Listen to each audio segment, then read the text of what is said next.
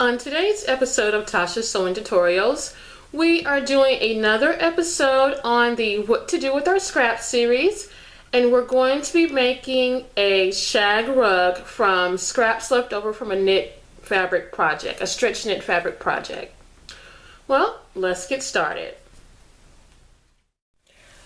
Okay, so what we have here is some toweling that I have left over from a previous project, and we have a pile of scraps. And what this used to be was a t-shirt that I had left over, parts of a t-shirt that I had left over from a t-shirt reconstruction project that I did for my kids. And basically what I did was I cut the t-shirt into strips that are, I want to say, 2 inches wide by 6 inches long.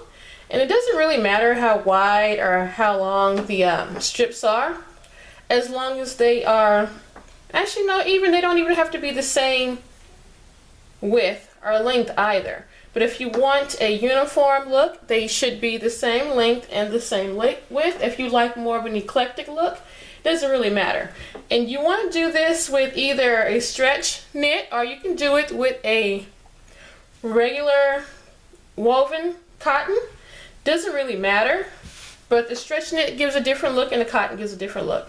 The next thing I did is I put a line right here. I don't know if you guys can see it or not, but there's a line right there for a guideline, and it's 1 inch away from the edge. And basically all you do, this is extremely easy. You're going to put, if you can see the wrong side and right side, this would be the right side of the fabric, and this would be the wrong side of the fabric. Now, what you're going to do is you're going to bring the two sides together, line the center up on this line right here, and then you're going to pin. You don't really have to pin, but on this project I like to pin sometimes. And you're going to pin the fabric to the towel. That's it. And you're going to line them all up. Just like that. And then after you pin all those down, we'll line it all up and pin all those down. You're going to take your sewing machine and sew right across that line. And I'm going to go ahead and line all these up and pin it up, and I'll come back and sew it up, and you guys can see what to do next after you do the first row. And make sure that they're all going, you know, basically the same length going across, and you want the middle on this line because you're going to sew along that middle line right there. And I'll show you what to do next. We'll be back in a minute. I'll show you what to do next. Okay, I'm going to go ahead and use this here pinkish reddish thread so you guys can see what I'm doing. But what you want to do basically, now that I have all my stuff pinned down, is sew straight across the middle. It's as simple as that. So I'm going to go ahead and sew right across the middle, and I'm going to turn the sound off at this point in the video because my machine is pretty loud. So we're going to go ahead and turn the sound off, sew across the middle, and I'll bring the sound back on.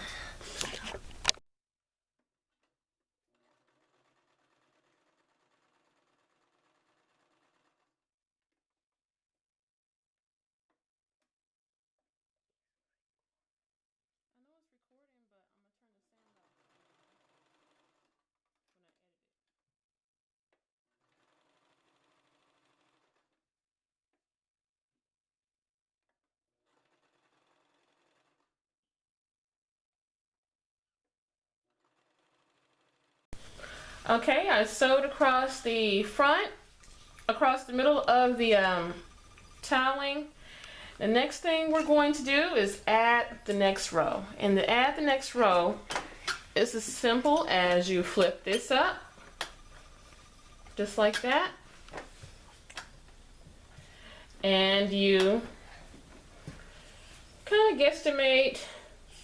You don't want to put it an inch apart because it'll be too far away. So I want to do it maybe a centimeter, eighth of an inch apart. So we're going to put the next set about an eighth of an inch apart from the first set.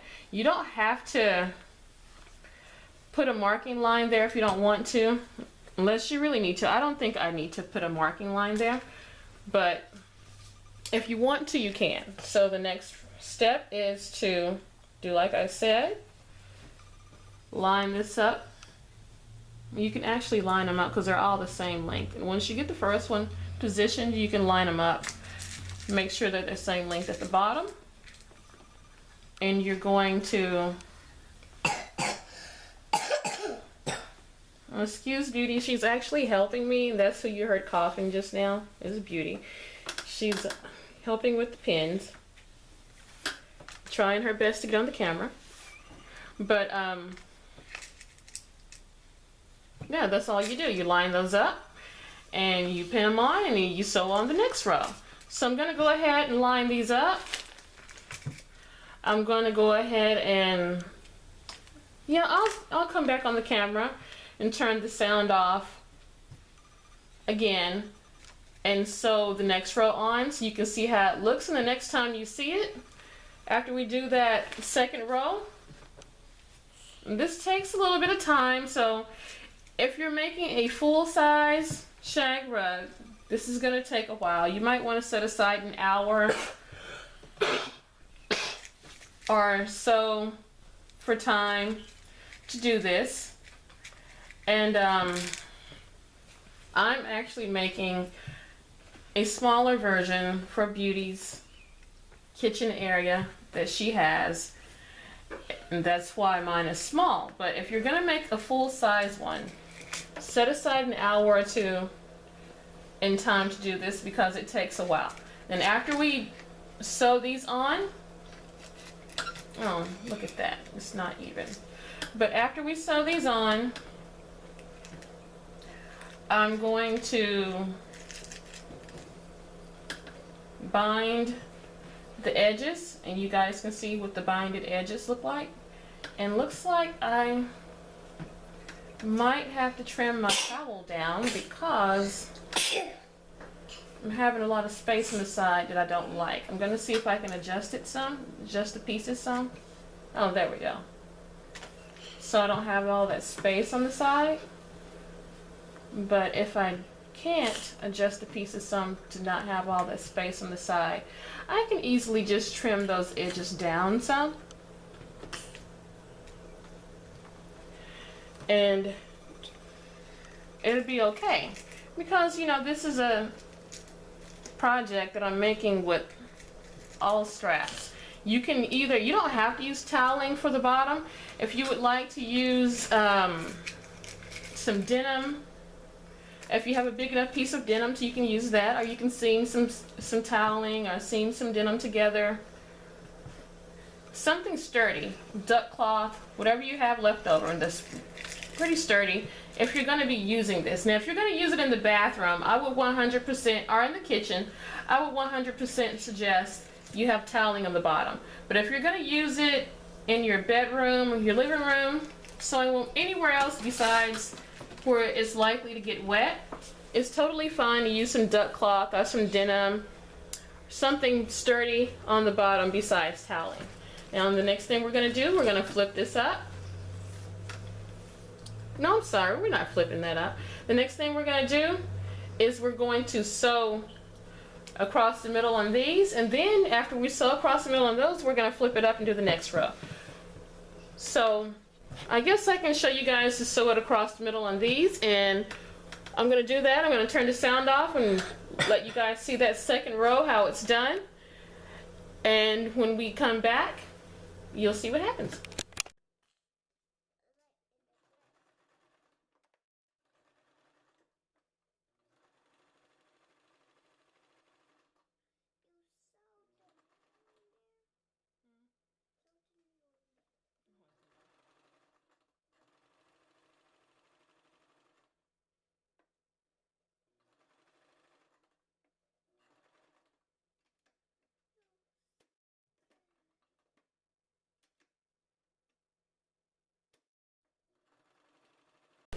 Okay, we sewed on the second row, and if you noticed on my sewing machine, I lined up the presser foot as close as I possibly could get it to the middle of this row here. And I also moved my needle to the left so it could be as close as possible to the other row as well. So I did that, and the next thing you do is you flip up the next row, and then you add the next row on. And if you can tell, there's a little bit of a shag going on there, so you can see the rug is forming. And the next thing you do, like I said, was just add on the next row. And you want to make those rows maybe 1/4 of an inch, maybe a centimeter. Get them as close together as possible, as you possibly can. It's what you want to do. Because the closer you are together in your strips, the fuller your rug will be. And the fuller your rug will be, the more fluffy it will be. So I'm going to go ahead and finish the rug, and then we'll come back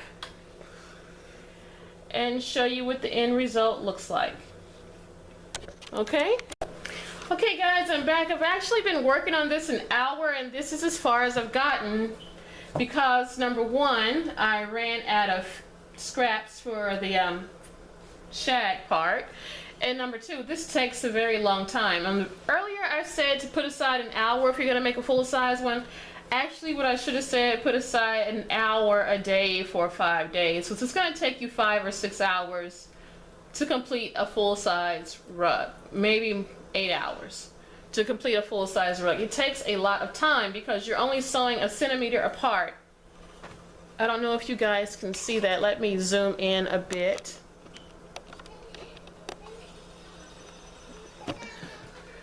If you can see that,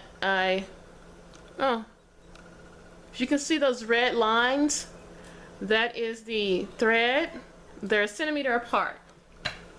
So, yeah, that's what that is. So if this was actually a finished rug, it would look something like this. And once you wash it and put it in the dryer, the more you wash it, the fluffier it'll get. So the more you wash it and you put it in the dryer, it's going to shag up something like this. So I'm going to go ahead and make, probably at the end of this video, I'm going to put a picture of a completed one that's been washed a few times, and you can see how it literally fluffs up like this. Now if you want it to shag up faster, because it does take several washings, but if you want it to shag up faster, you could use 4-inch long strips instead of 6-inch long strips like I used, or shorter. I wouldn't make it no shorter than 2 inches of a strip, because the longer the strips are, when you put them together, fold them in half, they're going to be, when you, like I use a 6-inch strip here. When you sew it down the middle, it shortens it in half. So a 6-inch strip comes down to a 3-inch shag. So a 2-inch strip would make a shag come down about that long. So I wouldn't go no shorter than a 2-inch strip. And you can also do this with denim, these little shaggy strips. You can use 100% denim. It comes out really, really nice, but you have to wash it a lot of times. So if you want to use these scraps left over from a bunch of denim reconstructions, you can do that. And you have to wash it a lot of times. The more you wash it, the fluffier it gets. Fluffier it gets, fluffier it gets. So yeah, there's an almost completed rug, a halfway completed rug. So there you have it.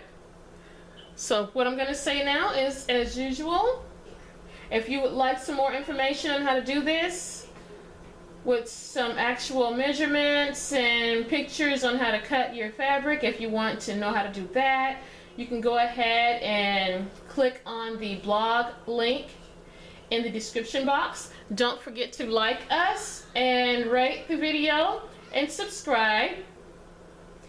And come back for more videos often, because I will be making a series out of what to do with your scraps. So this is only the second video in the series, but there will be more. So as usual, happy sewing.